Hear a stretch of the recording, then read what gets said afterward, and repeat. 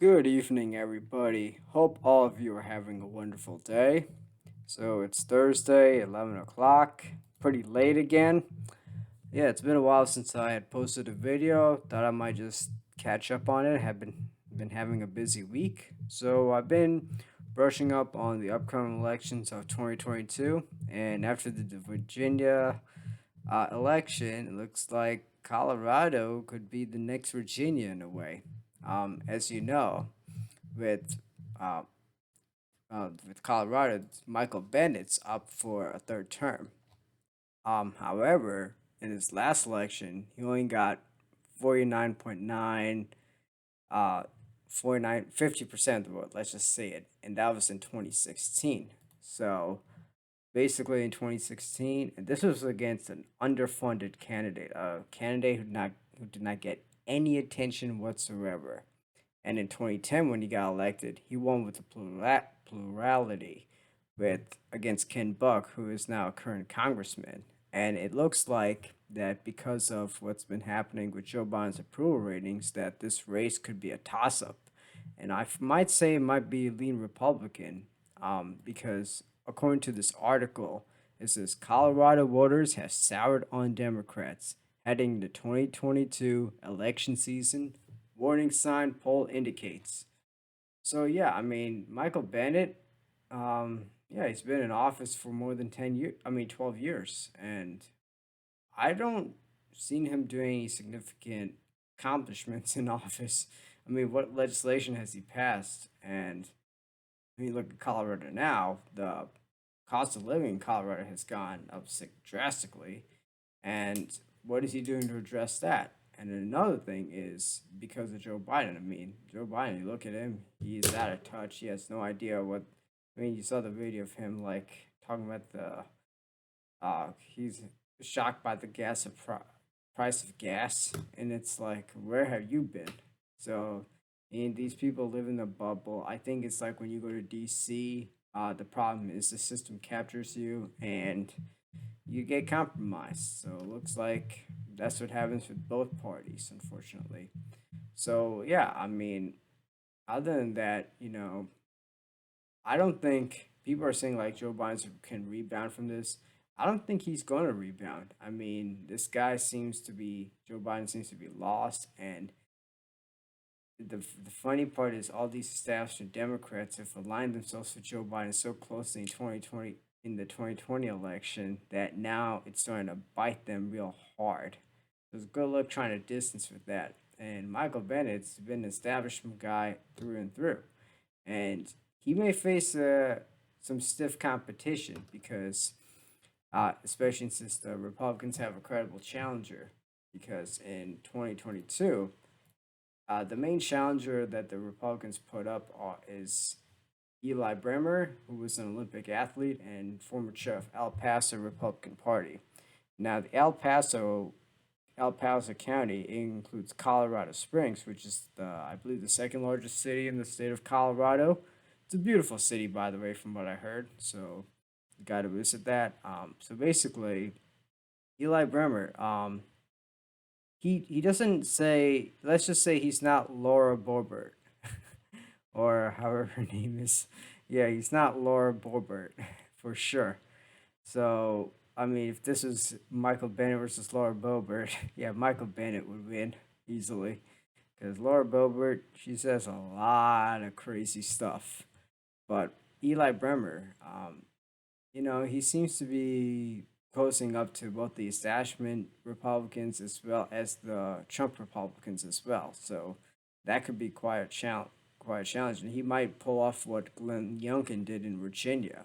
And I don't even know what kind of campaign Michael Bennett might run. I mean, he doesn't seem like to be the most interesting guy. In fact, he seems kind of pretty boring. And one thing that did surprise me is that in 2016, like I said, he only got 50% of the vote. But look at the areas that he won.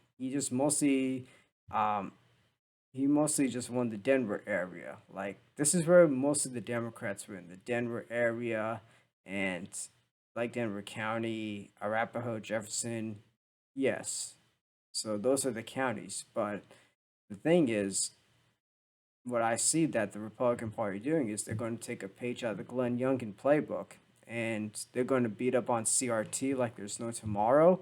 So basically, these counties which you thought couldn't go redder, like Lincoln County, if there's one thing I learned, saying like, yeah, if just when you thought we were red, we can go a lot redder. Because in Virginia, some of the counties in Southwest Virginia are used to be Glenn Youngkin won like 87%. I didn't even think that was possible, but he did. And what's even shocking, it was like 30 or 40 years ago.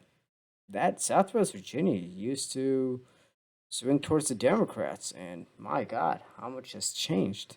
Wow. So what I predict is, yeah, Michael Bennett, he's in a rough ride. Now, this race could go, it's too early to tell, but I say this race is a toss up as of now. I mean, he could end up winning a plurality, or the Republican might win the plurality. In fact, here's where I think Michael Bennett, I mean, where Eli Bremer, who's possibly going to be the Republican candidate, might perform the best. So basically, like if I remember, Trump he won Pueblo County, I believe, in 2016, so he might do well here. I suppose this thing's going to crest even further redder. Colorado Springs, yeah. See, Michael Benny going got 35% of the vote. With the way gas prices and everything is right now, that currently happened continues to happen in 2022, going to 2023. And Michael Bennett would probably get 30% of the vote, and oh my God, or and Eli Bremer because he's from there, he might get close to 65 to 70% of the vote, and that'd be a huge blow to the Democratic Party. And I suppose that this area, the Denver metropolitan area, would be put in play. And here's why. So you do good in Denver County, but remember, in Douglas County, they had the school board elections, and the conservatives romped. They romped their Democratic back candidates. Jefferson County, yeah, that could be evenly split. Like I could see Eli Bremer winning that Jefferson County. I could see him winning. Oh, I could definitely see him winning like the counties outside of Denver, such as Gilpin and Clear Creek County. Those are like with your mountainous resort areas and that kind of stuff. Summit County, nah, that's probably going to go for Bennett. But the other two counties, they could be in play, like Adams County and Arapahoe County as well. So, and yeah, I can expect Larimer County to go for Republicans. So, in order for the Republicans to win, is like he'll have to run up bigger margins in the rural areas, which is possible, very possible. In fact, I'll say in these circumstances, extremely likely. So they run up the margins there. Um, they run up the margins in El Paso County, Colorado Springs, which Eli Bremer's from, so he could do that. And yeah, they could end up putting, these southern counties in southern Colorado in play, like Pueblo. Um, what is the other one? Huerfano County. I can't pronounce these things. I'm not from Colorado. I have a friend from there, so they could put those in play.